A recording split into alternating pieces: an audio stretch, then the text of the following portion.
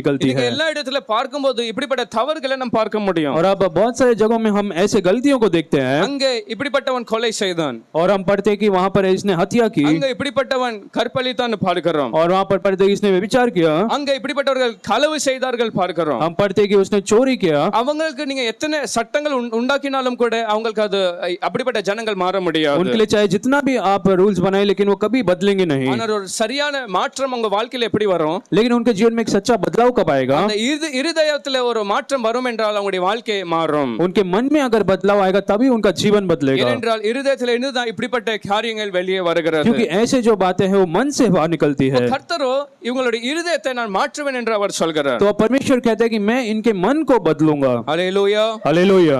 எதெல்லாம் நம்முடைய இருதயத்துல நம்ம யோசித்து சிந்தனைகளை எல்லாம் வைக்கிறோமோ और जो कुछ हमारे मन में सोचते और रखते हैं, அதுதான் ஜனங்கள் என்ன செய்கிறார்கள், சில நேரம் அதை வெளியே கொண்டு வருகிறார்கள். और वही कुछ समय लोग